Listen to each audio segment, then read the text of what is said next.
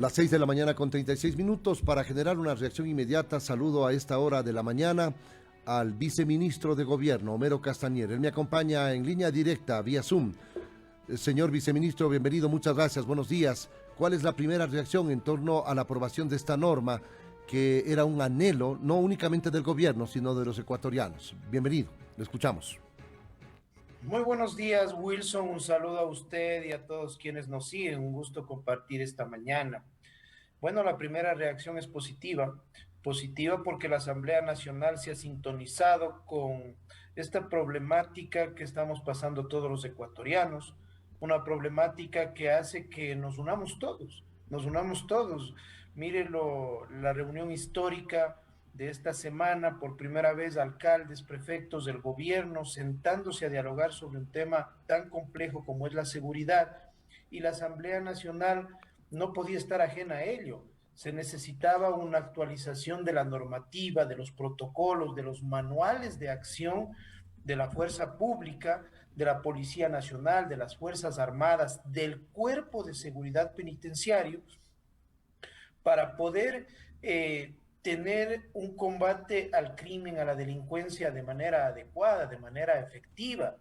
No hay una ley perfecta, no significa que con esta ley se han solucionado los problemas, pero es un paso muy importante para que la fuerza pública tenga las herramientas de acción frente a la delincuencia que está azotando el país. Uno de los puntos, le decía en la introducción a la audiencia que nos está mirando y escuchando a través de Vis a Vis en Noti Hoy, que acaparó el segundo debate es el uso progresivo, legítimo de la fuerza en protestas que tengan características violentas. Esto no va a permitir distorsiones, esa es la duda que tienen algunos sectores políticos y luchadores sociales, Homero. ¿Qué decir frente a esa posibilidad que se advierte? Efectivamente, ¿no? Yo centraría la fuerza que tiene este proyecto de ley, que ahora tiene que ser conocido por el Ejecutivo, para su análisis en todo el trabajo que hizo la Asamblea. Uno de los ejes, como usted lo manifiesta, es justamente el análisis frente a las manifestaciones, a las reuniones, ante las protestas. Mientras las protestas sean pacíficas, mientras no haya desmanes, definitivamente se tiene incluso garantizada una protesta constitucionalmente. Pero el momento que una protesta se convierte en un acto violento, en un acto de agresión, en un acto en donde la misma ley establece que hay amenaza de muerte o de lesiones graves, la policía tiene todo el derecho de actuar, pues.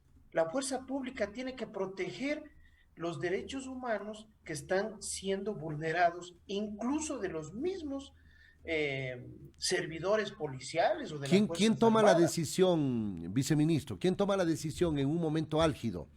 ¿Toma la decisión el policía que está enfrentando esa protesta violenta? ¿Es el criterio subjetivo del policía? Porque este tipo de elementos se han puesto en escena en redes sociales en las últimas horas tras la aprobación ayer en la noche de esta norma. Mire, si yo actúo apegado a la ley, no voy a tener ningún problema en el país. Pero si estoy pensando en actuar al margen de la ley o cometer hechos delincuenciales, claro, ahí puede ser que me asuste. Entonces, el policía, lo importante de esta ley es que viene también con plazos, con fechas, actualización de manuales y protocolos en 120 días, capacitación y entrenamiento a guías penitenciarios en 180 días, capacitación a policías y fuerzas armadas en 60 días. Entonces, incluso la dotación que se tiene que dar tiene que ser en 60 días porque esta ley no necesitamos que sea de acción inmediata, sino, repito, o sea, y es un escenario lógico. Si yo tengo una manifestación que está por las calles, por un espacio público, haciéndolo de manera pacífica, no va a pasar nada con esa manifestación. Pero si esa manifestación decide coger piedras, explosivos, irse Incendiar la contra. Contraloría, para poner un ejemplo de lo que sucedió en octubre del 2019. Ese es un escenario violento. Allí la fuerza pública, los policías, los militares están autorizados, franqueados a utilizar la fuerza de manera legítima. Absolutamente, absolutamente. Pero esta ley centra su eje en el tema de amenaza de muerte o de lesiones graves.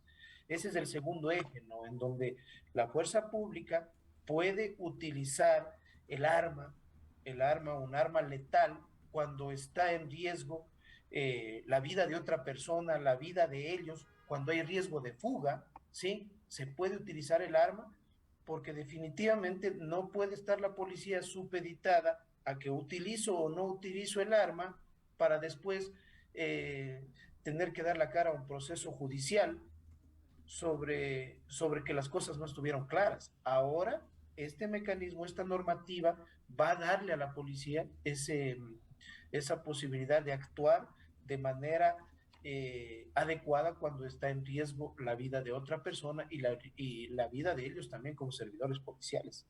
Viceministro, estamos dialogando con Homero Castañer, viceministro de Gobierno. Los policías y las Fuerzas Armadas, militares, integrantes de la FAE o de la Armada, de la Marina, a una protesta, salen con dotación de armas no letales, porque para combatir la delincuencia la Policía Nacional, entiendo yo, tendrá dotación de armas letales, pero ¿cómo se va a proceder? ¿Van a tener las armas letales para en determinado momento, si la protesta se vuelve violenta y cobra características delincuenciales, utilizar esa arma letal? ¿Cómo se va a regular el tema? Porque luego de la aprobación de la ley y la publicación y vigencia, tiene que emitirse un reglamento y ahí se van a hacer las clarificaciones y especificaciones. Así es, para que se ejecute la ley tiene que haber un reglamento que clarifique estos temas. Es más, varias partes del artículo se refiere a cómo eh, debe ser ese reglamento para la ejecución de la ley. Pero mire, en este tema de las protestas y en el debate que se pudo ver allá, el temor que se tiene no es el adecuado. Es decir, si una protesta, si el derecho a la resistencia es pacífico, no va a pasar absolutamente nada.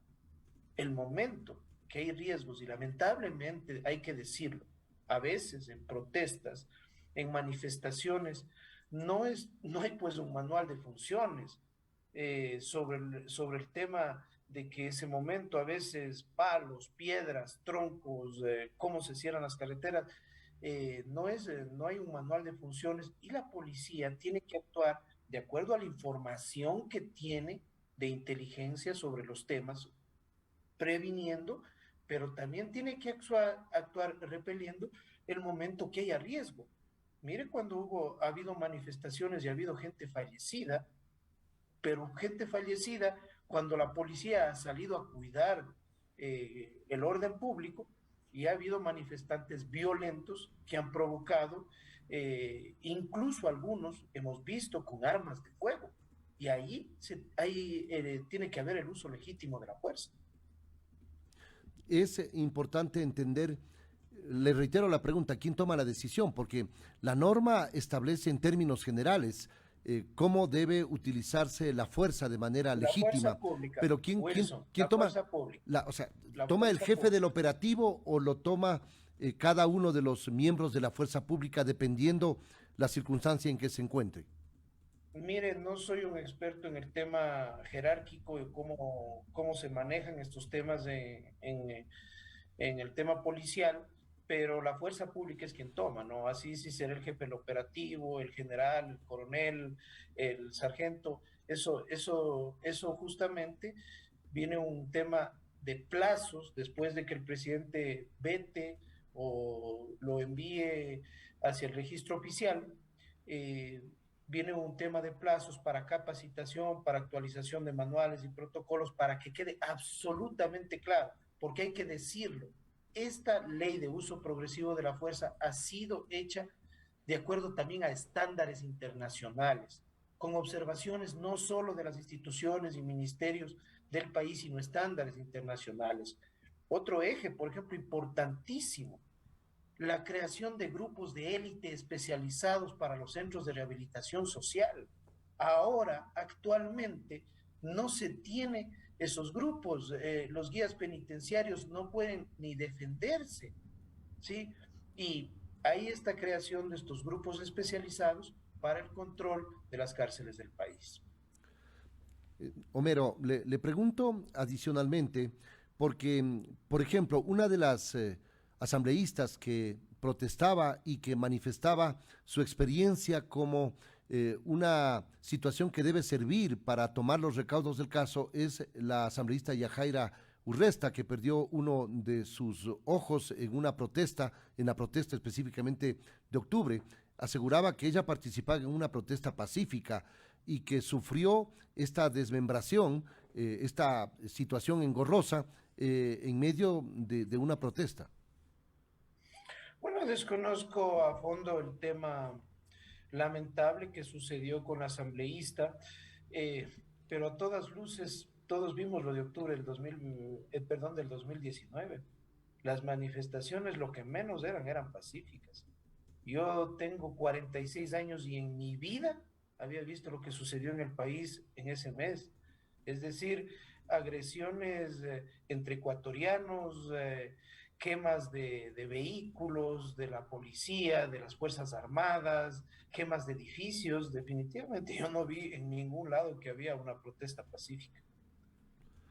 Es necesario tener estos elementos en el debate, viceministro, en atención a que esas son las dudas y va a ser una prueba de fuego para el gobierno y para el Estado ecuatoriano aquellas movilizaciones que ya se anuncian en este mes de junio por parte de diversas organizaciones, a la cabeza la Confederación de Nacionalidades Indígenas del Ecuador, CONAIE, movilizaciones indefinidas porque a su criterio los diálogos no han llegado a ningún lugar y que adicionalmente no se han tomado en cuenta ninguno de los temas que ha propuesto el movimiento indígena ni el movimiento sindical. Homero, va a ser una prueba de fuego este mismo mes la aplicación de esta norma.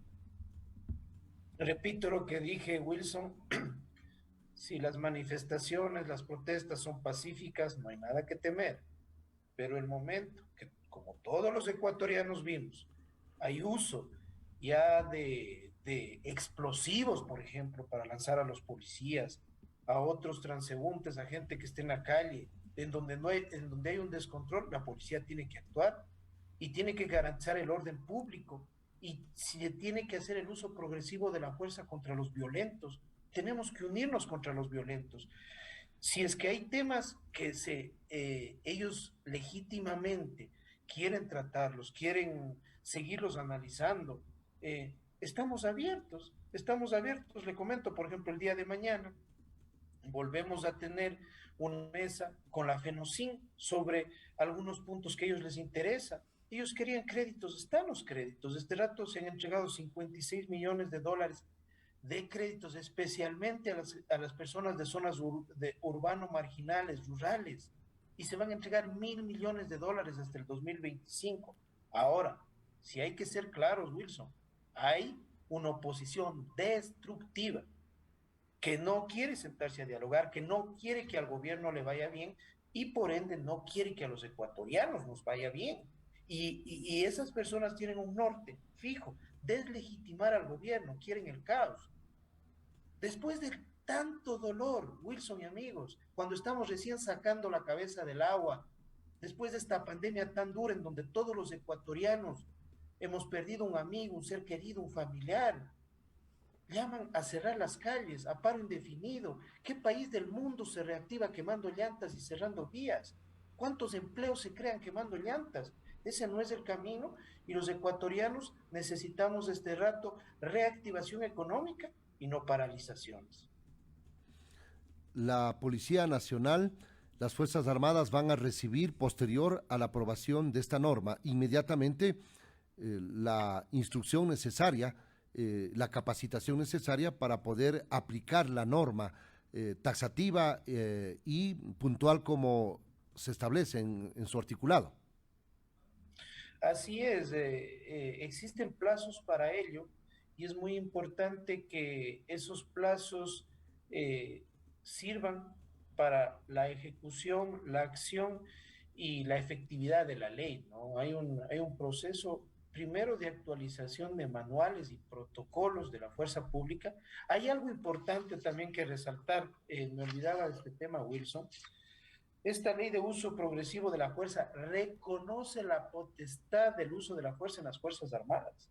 Es decir, siempre había el tema de que las Fuerzas Armadas no están sino para cuidar de amenazas externas, cuidar las fronteras, que no están para cuidar el orden público. Esta ley reconoce esa potestad de uso de fuerza y esa necesidad de que los efectivos militares apoyen a la policía en las diferentes acciones de combate a mafias, a delincuencia y también en el orden público.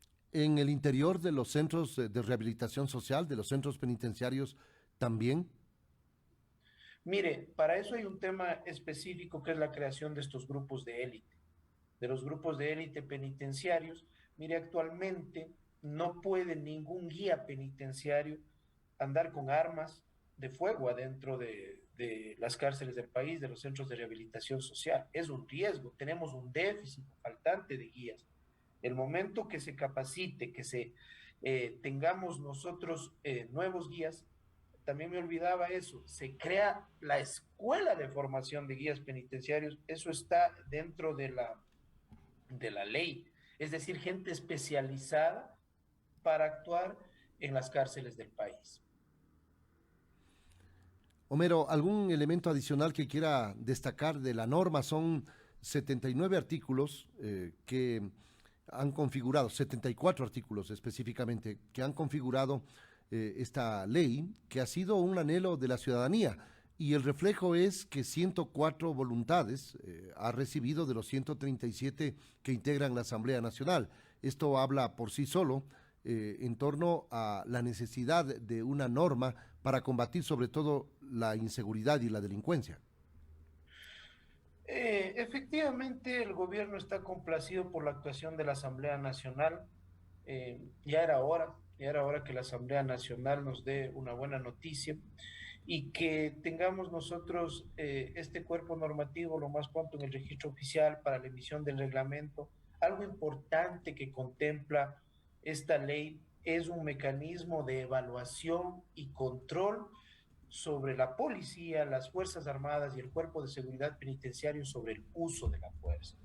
Es decir, no es que aquí se da carta blanca para que se use indiscriminadamente la fuerza y eso pueda a lo mejor violentar derechos humanos. No, está bajo los estándares internacionales, respetando los derechos humanos, pero necesitábamos esta normativa que le dé a los servidores policiales, a las Fuerzas Armadas, a los guías penitenciarios, la posibilidad de actuar y de defender la vida de las personas que estén en riesgo y de ellos mismos. Le pregunto finalmente, ¿no existe el riesgo en atención a que hay una disputa judicial? Ayer el juez de la Unidad Judicial Penal de Quitumbe ha pedido a la Defensoría del Pueblo y a la Secretaría de la Asamblea Nacional informen si se cumplieron las medidas cautelares que interpuso Pachacutic para impedir la destitución de Guadalupe Llori como presidenta de la Asamblea. Esta norma se aprueba en el marco de la presidencia de Virgilio Saquicela. ¿No corre el riesgo de que esto quede en cero si es que de pronto existe una decisión contraria que establezca irregularidades en la designación de Saquicela y en la destitución de Guadalupe Llori?